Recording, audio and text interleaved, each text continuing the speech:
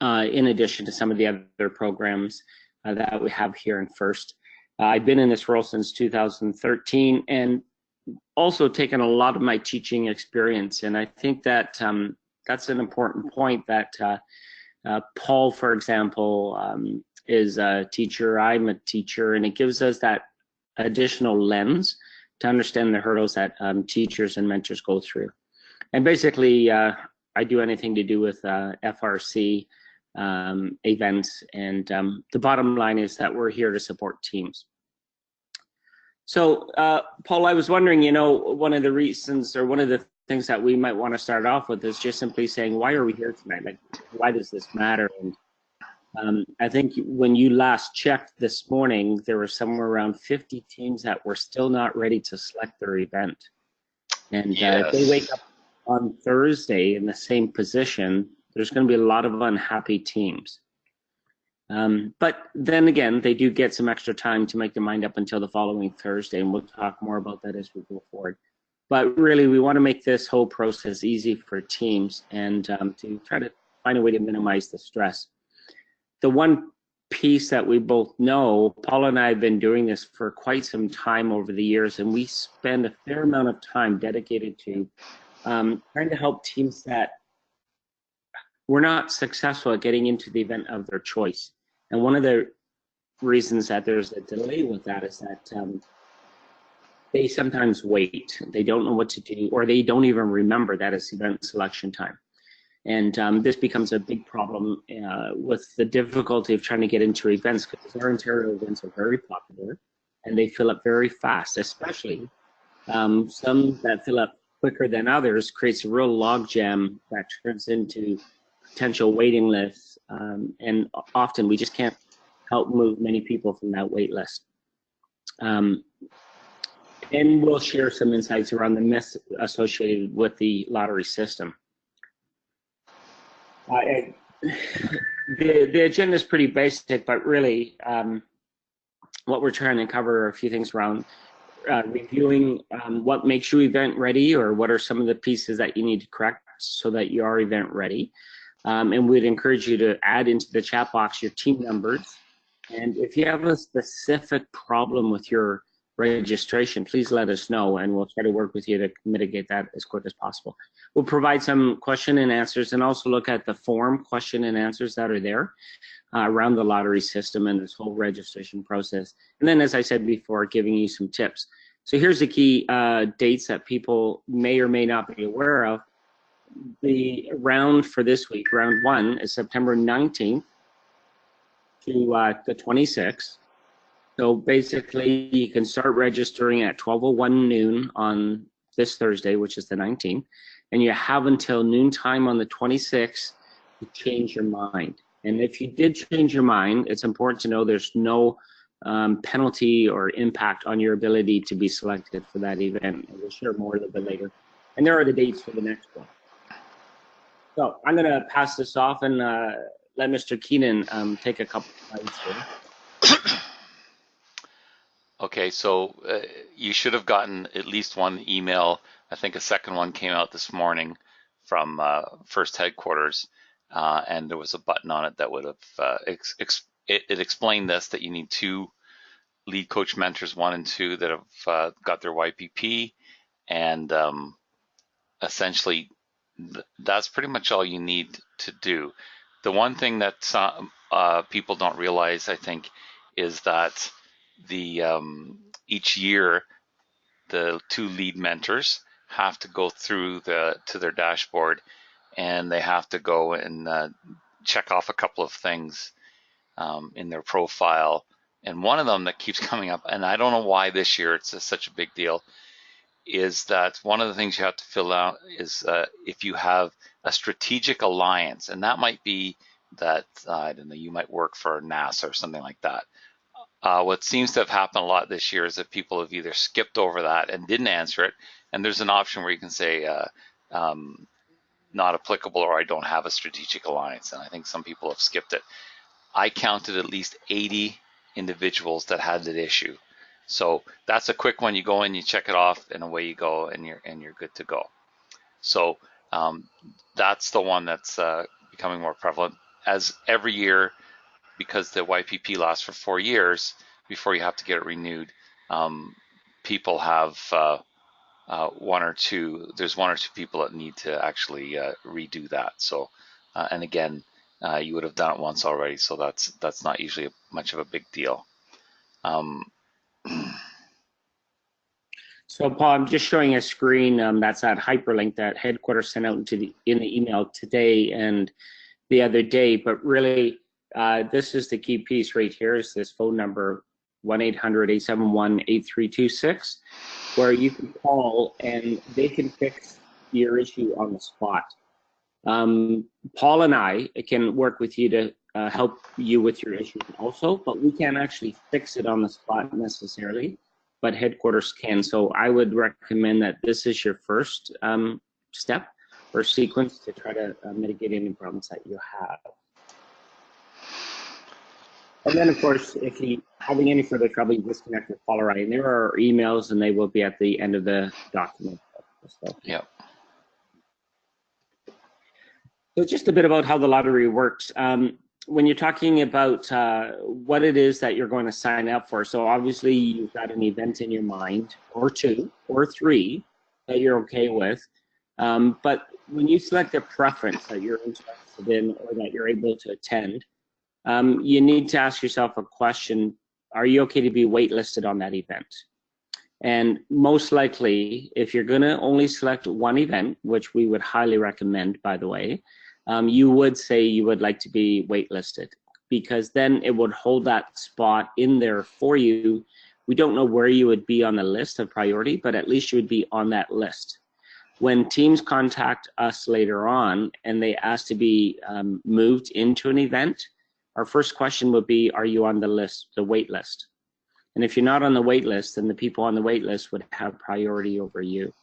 The other key piece is when you are selecting your events, that again, you pick just one. And when you pick one, you have a higher chance of getting into that event. The other key piece I want to mention, Paul, I know many times I talk to teams, and one of the things teams will say to me is, I really want you know, my local event, but I suspect that the other event I want might be more popular, so I'm going to pick that one first. So when you pick that one first, you're sort of gambling. And if your event that you really wanted in your hometown location sells out, and there's a wait list of 5 people, chances are you're not going to get in. And even if you're best friends with Paul or I, we still won't be able to get you in because we have to follow the list in the process. Yeah, and it was really difficult last year because the events were filled. We had 173 teams, and we didn't have many extra spots in the end. And we had one less event. Mm-hmm. Yeah. Oh, you want to walk through this slide here? Yeah, so there's no first come, first serve. So you have 7 days to get it in. So let's say that you realize, as we had an issue this morning where lead coach mentor 1 removed himself because he was retired. That's a little bit more difficult to replace, and you can't do it by yourself. So the second lead mentor wanted to go in for the first one, but that's a little bit of something we have to get first headquarters to deal with. So it may take you a couple of days if you have a situation like that, and you're saying, oh, I'm going to miss out. You're not going to miss out. You have a full week to get it in before they start the lottery. So when your number comes up, it's going to put you into your event or waitlist you for that event if you've picked one event. So if you've put down I want to go to a bunch of events, then it's going to keep going down your list to find the one that's open. And you may have decided that that's not really what you want. You just put them all in to hedge your bets. Not a good idea. And then the last point here is that most events are going to have reserved slots, and John is going to have the ability to move some of those things to deal with some issues. For example, we currently have about 11 rookies signed up. We're thinking we'll get maybe up to 14 more, but we've had rookies sign up right up until November the 1st in the past. So those rookies are going to have a spot in an event that makes sense for us and for them. So that's the predominant reason why there are some reserve slots. Yeah, and just to echo what you said, Paul, about the number of events, we have had teams that have put down more than 5 event preferences at once in one of these registration rounds. And that lottery, you know, I'm not the mathematician to know exactly how that algorithm works, but it's possible that it would scan all of your choices, look at all the events, and decide to put you in the event that's got the least amount of people in it. And that could be your 10th choice or your 5th choice. So you really, really need to think about that piece. Now that we've got 3 or 2 years under our belt with the lottery, we're getting a lot better idea of how this all works. Just to go a little bit further about the reserve slots, this is not something that we talk about that much, but the intent is to provide an opportunity for us internally at First Canada to look at the problems that are out there and mitigate those problems. One would be, as Paul said, a team signs up late. How do we get that new team into an event? So let's just say I get a brand new team in North Bay. It would make sense that that team, as a rookie team, should be able to sign up for the North Bay event as one of their choices. So we'll try to help with that piece. It's not always guaranteed, but we'll help. The other piece is we sometimes even go to the extreme extent of expanding an event, moving it from, say, 34 to 36 teams, just so that we can allow that team to get in if there's absolutely no other choice. But those are tough decisions, and it's important for you to realize that your best course of action is to focus on the 2 events you want for the season and go after them one at a time during each one of these rounds. So I just thought that it might be good to go through some of the scenarios, and I'm not sure if some of you have started to add questions into the question box or the chat box. I would encourage you to do so, but Paul is one of the gurus who goes into the dashboards. He's got special FBI access to behind the scenes pieces in there, and he could look at some of your accounts and information to try to detect what the problems are. Headquarters sends out the guide. So, Paul, I'm going to go this guide up, and maybe this will help you provide some for you.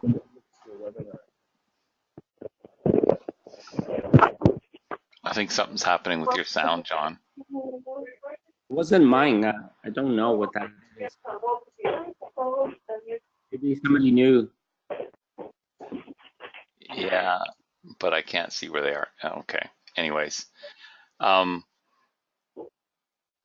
so we've already mentioned a few of these. I guess the one we didn't mention was you could change them if you want before the deadline. But when you go into your dashboard, you want to check to see what's in red. Those are the outstanding team tasks. And like I said, a number of the team tasks right now are very small things. You forgot to check something off, or you didn't think it needed to be checked off, and that's a quick fix. And if you go in, you can see. If you're not sure, I can see what it is, so you can let me know. I just can't change it. John can't change it. The only one that can change it is you.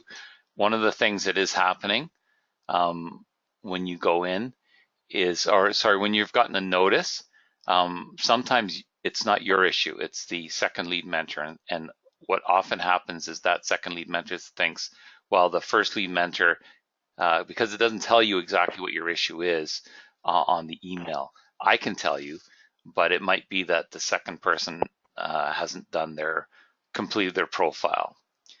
So when that email comes out from first, and when you're talking to your first and second lead mentors, even if you're an administrator, let them know that they should each go in and see what it is. If you go in, you can see what it is for the team, but you can't change it. If you're the lead mentor 1 and it's a lead mentor 2 issue, you're not able to change that. You've got to say, you know, you need to go in there yourself and make that change. But it's it should be pretty clear. It's very well laid out now. That when you see this stuff, how it works for you. The other Paul, my Sorry, go ahead. dashboard and it'll give you an active look at the issues that you're talking about. But you go ahead and speak, and I'll just try to go right into the my dashboard at First Headquarters. Yeah, so when you have a bigger issue, like having to do a YPP or something like that, you really want to keep checking to make sure that it's been done. So we had that issue again this morning with someone else. They didn't know if it was completed. They thought it was, but it wasn't showing up, and we were able to figure out what the issue was. So please make sure that if you do have a question, if something doesn't look right or you're confused by what you need to do, give us a call or email us, and we can help you out with that. So that's really important. Don't be shy. If we can figure it out, we'll figure it out. Most of the time, it's a smallish issue. So John's opening up his dashboard here, and you can see that this team that he's affiliated with has a couple of outstanding tasks. And when he goes to that outstanding task, it'll explain what he needs to do. And you can see at the top where it says the number 2020 00126, that's a rookie team. So all the rookie teams will start with 2020 this year. And then once they actually get their first event, so if you're a rookie listening in, once you get into your first event, right away you'll get your team number. Can you take your pajamas on, please? Uh-oh. And they're not listening. Like, So Paul, you're saying that one of the key areas for them to look at on the dashboard is anything red. Yeah. And when I see outstanding tasks in 2, it's telling me there's 2 things I need to do. One is the lead coach or mentor is missing, and you can see that right here. There's only 1, and then some information around the school is missing. Yeah. That's right. So that second one is an easy fix. You go in and you have to put your school name in. So we do have one phone caller that I can't find to mute. So if that's you, can you please mute yourself, because we're hearing it's bedtime in that household. So yeah, the first one, finding a second lead coach mentor, that's another issue. That's a bigger one, because they will, once you add them in, they'll have to go through the YPP. But again, that's something that you can talk to John or I about, and we can help you if possible with that. Yeah, that's especially just before event registration, because Paul, I'm pretty sure that when somebody tries to register a mentor now, lead mentor 1 or mentor number 2, they have to go through the YPP, and that's going to take 2 to 4 days to be cleared, which might knock them out of the running from being able to select the event within that 4-day window. Yeah, if they do it right now, although it's not always easy, it'll get done certainly before the end of the 7 days that they have, because right now they would have about 9 or 10 days from now, right? So it should work out, but there might be some delays. I'm just going to try to go in and mute everybody, Paul. And again, I guess is to reiterate the fact about add any comments to the chat box.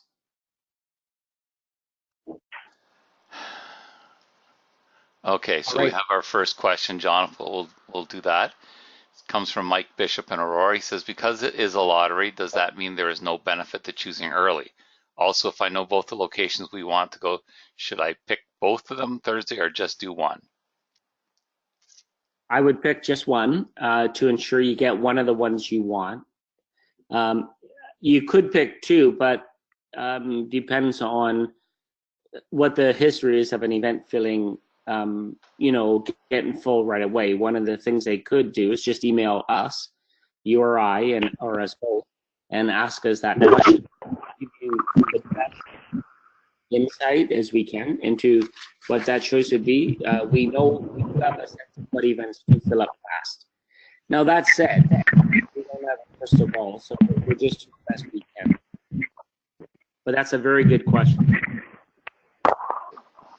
And yeah, there's no incentive to doing it early. As long as you have it in by the 26th, you'll be good. Huh. I just wonder if there's any other.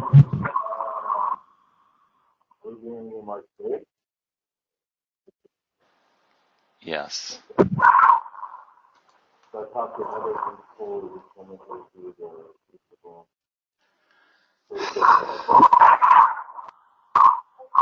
I do see lots of Okay. questions. That was our only question so far. Okay. There may not be a lot of questions. Again, the whole issue is will teams be ready on Thursday, and we can't reiterate enough the importance of your dashboard.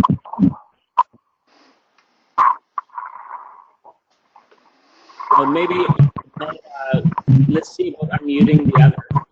If anybody wants to say.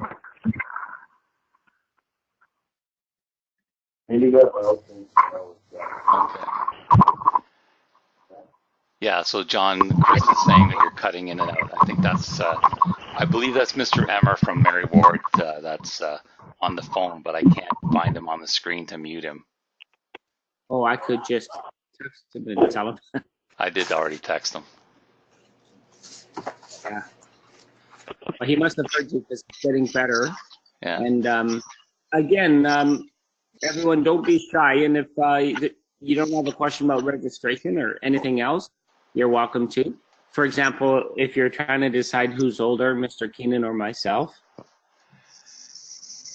Is it Georgian College? Is that? Yeah. What would you like to know about Georgian College? All right. So, Mr. Keenan, if there's no questions, I guess we've done a good job and everybody is okay. All right, last opportunity if anybody has a question about anything. Mr. Keenan, do you think the audience knows which is the new event this year?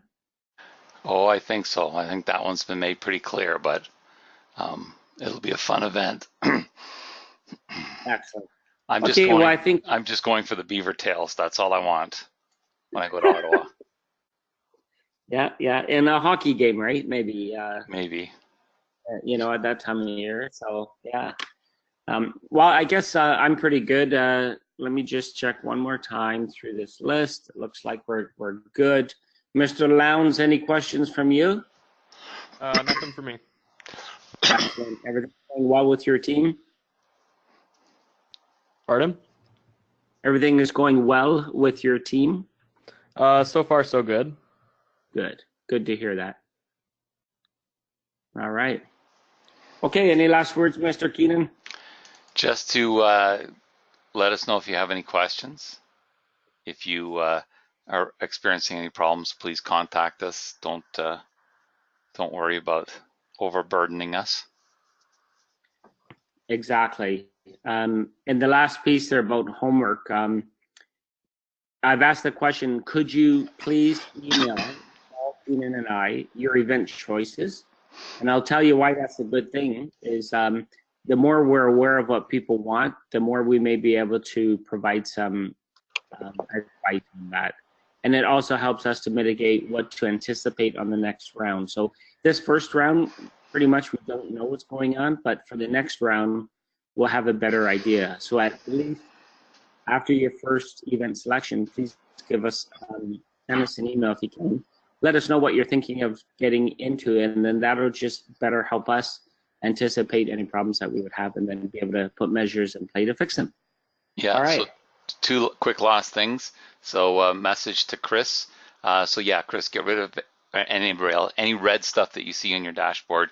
You want to work to get rid of that.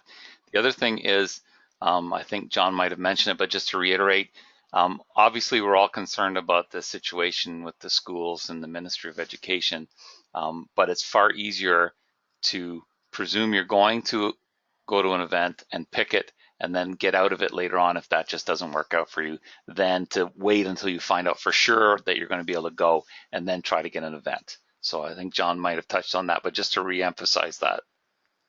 It's a lot easier Paul, to get. that's a very good point.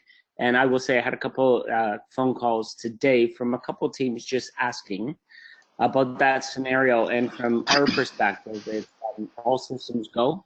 Everything is green light to go. Again, teams are not committed to anything to the end of November. So by then you would have had your 2 events selected, and that's the key important piece. If you pause and wait and then decide to jump in the game, then you're not going to get the events that you want necessarily. And secondly, once the end of November comes, we can take a look at how things are out there in the education world and work through things from there. But at this point in time, we don't anticipate there's any problems. But a very good point to bring up, Mr. Keenan. And that's all for me. Excellent. All right, and that's all she wrote. Good night, everyone. Thanks for your time, and thank you, Mr. Keenan, for being a superstar on this Ask the Experts webinar. Take care, everyone. All right. Good night. Take care. Good night.